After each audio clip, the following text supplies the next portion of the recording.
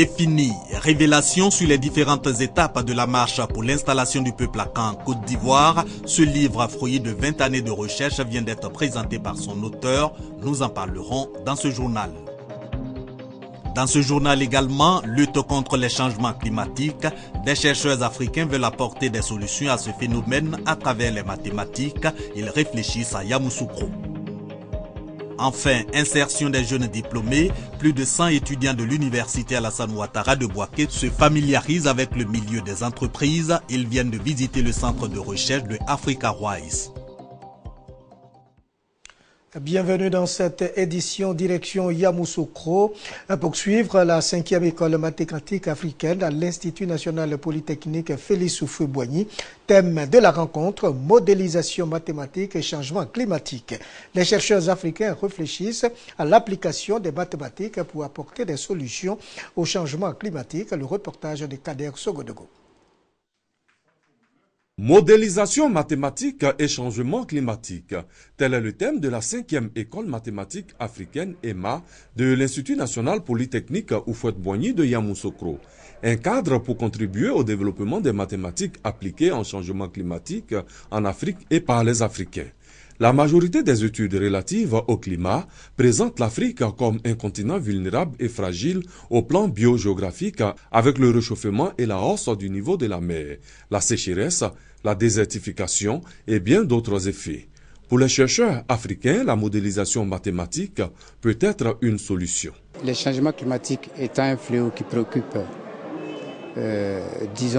toutes les sommités nationales et internationales, il importe de trouver des moyens pour pouvoir expliquer ce phénomène et en plus les prévenir. Et les mathématiques peuvent résoudre ce problème-là en proposant des modèles qui permettront de pouvoir expliquer ces différents phénomènes. Un sujet qui doit mobiliser toutes les initiatives selon le représentant du ministre de l'Enseignement supérieur et de la Recherche scientifique. L'objectif ici, en soutenant cette recherche, c'est de montrer que les enseignants-chercheurs, par leurs travaux, peuvent trouver des solutions ou éclairer par les actions qui vont leur recherche les décideurs politiques afin que des décisions soient prises pour un développement durable dans notre pays et pour notre continent. Des chercheurs venus du Congo-Brazzaville, de la France, du Sénégal et de la Côte d'Ivoire apporteront leur contribution à cette 5e école mathématique africaine EMA. La campagne de lutte contre les droits humains se tient du 24 novembre au 10 décembre, axée sur la lutte contre les violences faites aux femmes, violences en nombre sans cesse croissant. La gente féminine représentant la moitié de la population ivoirienne, il est bon de faire prévaloir son droit pour le développement du pays. Tous donc unis pour mettre fin aux violences faites aux femmes. La campagne a lieu à Bouaflé, dans la Marawi. 16 jours d'activisme pour plus d'attention sur les droits humains. Au centre des préoccupations, l'élimination des violences faites aux femmes, dont les dénis des ressources et d'opportunités. Les violences psychologiques, verbales, physiques, le mariage forcé, l'excision, le lévirat, le viol, etc. Dans la Marawi, plus précisément dans le département de Bouaflé, il ne passe de jour sans qu'on nous signale des cas de VBG. Soit c'est des petites filles qui sont violées, c'est des femmes qui sont battues, c'est des femmes qui vivent des situations après le décès de leur mari. Pour les partenaires de l'UNFPA, il est nécessaire que le droit de la femme s'exprime pour éviter d'impacter négativement le développement du pays. Il faut faire en sorte que les femmes arrivent à une certaine autonomisation. Et c'est cette autonomisation qui les emmènera à une pleine participation de ces femmes-là au processus de développement que nous les appelons de tous nos voeux. Lutter contre les violations des droits humains passe par l'information et la sensibilisation, mais surtout abandonner certaines pratiques et laisser la justice jouer son rôle si nécessaire. On ne règle pas à l'amiable un cas de viol. Il ne suffit pas de donner un cabri pour faire des sacrifices. Moi-même qui suis chef, je m'ai mis à faire cela, je serai sous les verrous. La couleur orange pour le défilé montre bien que la cote d'alerte est atteinte. Les responsables des directions régionales de la santé et de la lutte contre le sida des régions du Poro, du Tchologo et de la Bagoué expérimentent de nouvelles stratégies de lutte contre le sida. Au menu des journées de mobilisation communautaire, de promotion du conseil et de dépistage, cette stratégie a permis à plus de 3000 personnes de se faire dépister. Le reportage de Charles Tatou. La crise sociopolitique qu'a traversé la Côte d'Ivoire n'a pas rendu la tâche aisée aux régions du district des Savanes en matière de lutte contre le VIH-Sida.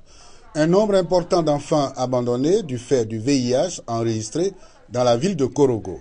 Les OEV, je suis déjà à 2700. OEV, les enfants orphelins du fait du VIH. Une mère qui, quand elle sent qu'elle est séropositive et qu'elle accouche, de peur ne pas peut-être s'en charger, la personne en cachette peut déposer l'enfant quelque part. On a eu des cas. La situation est alarmante vu l'insuffisance de moyens qu'affiche la région face à cette pandémie qui endeuille les familles. Des ONG qui, avant la crise qui existe, ont mené des actions très très remarquables dans la région. Ces ONG, malgré leur expérience sur le terrain, ne bénéficient pas des financements. Parce que ces personnes suivaient des personnes. Et quand ces personnes n'ont pas le réflexe de référer toutes ces personnes qu'ils suivaient à d'autres structures qui viennent de bénéficier d'un financement, du coup ces personnes sont laissées pour compte. Les responsables de la direction régionale de la santé et de la lutte contre le sida, eux, ont adopté une nouvelle stratégie de lutte avec l'appui de l'UNFPE. Cela afin de diffuser les messages clés sur le conseil dépistage et susciter la demande de dépistage au sein de la population. Ils font donc la mobilisation communautaire et la promotion de dépistage du VIH. Leur activité de 4 jours menée sur 5 sites et dans 4 centres de santé choisis pour la circonstance leur ont permis de faire dépister plus de 3000 personnes, dont 1000 femmes. Parlant toujours de la pandémie du siècle, la journée mondiale de lutte contre le sida est célébrée le 1er décembre de chaque année. Les hommes en tenue veulent apporter leur contribution à la lutte. À cet effet, une rencontre est organisée au 3e bataillon d'infanterie de Bouaké pour la sensibilisation des soldats Ouattara-Guénébar.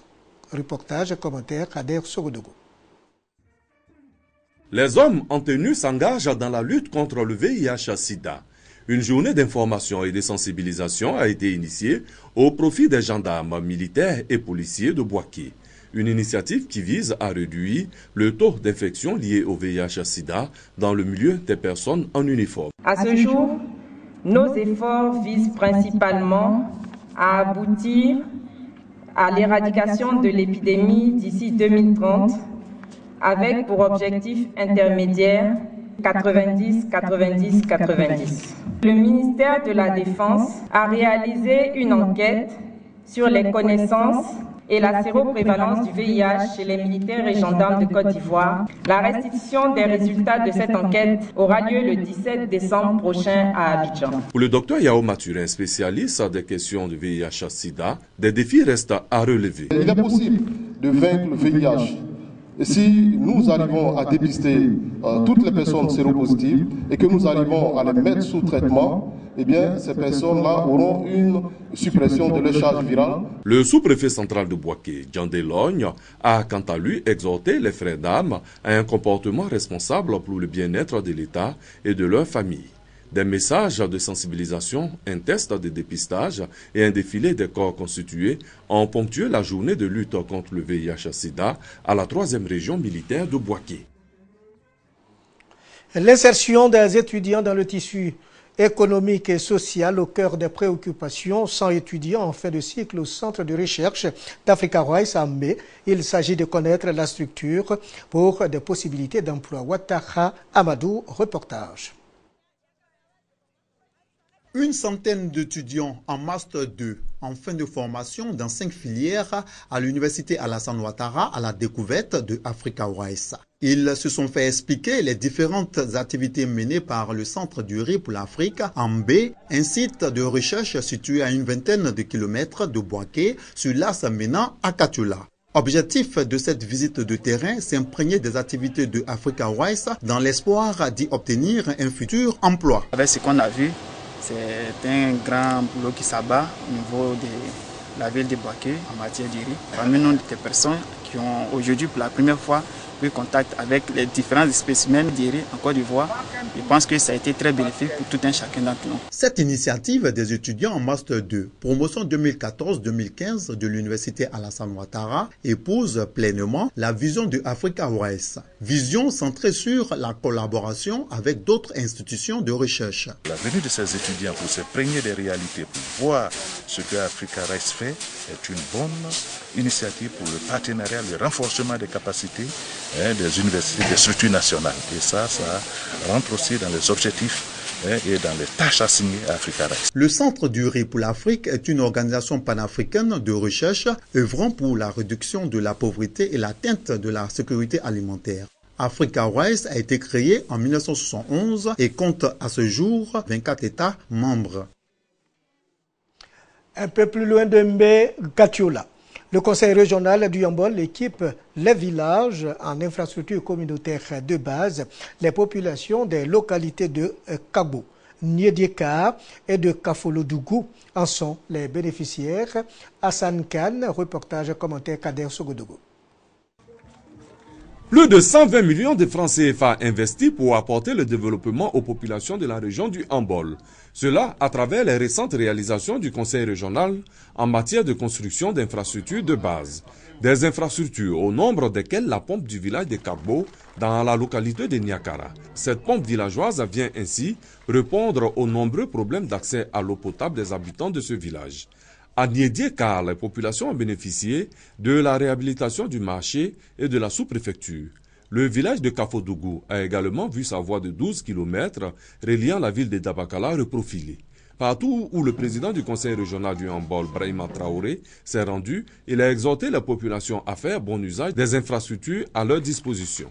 Les populations ont salué ces actions du conseil régional. Elles se sont réjouies d'emprunter le train du développement.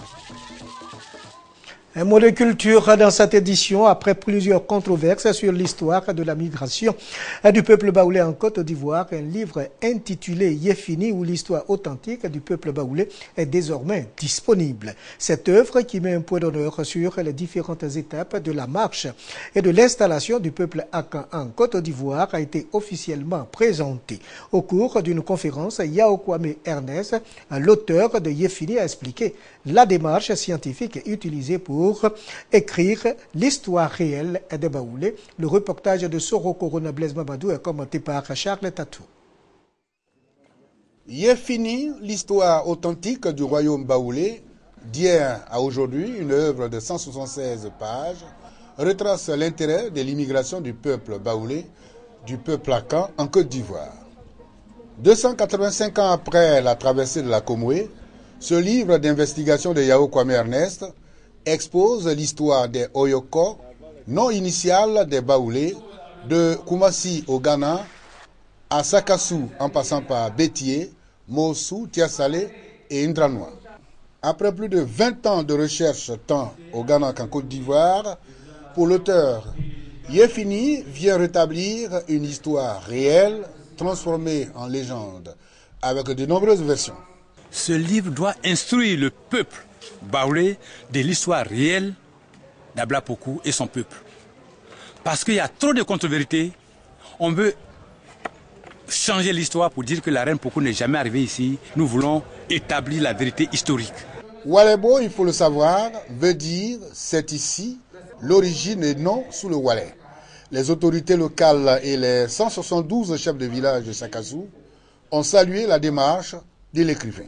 Dans ce livre, Yéfini, l'auteur affirme que la reine Ablapoku n'a jamais été inhumée à Ndranois, mais bien au contraire à Sakassou.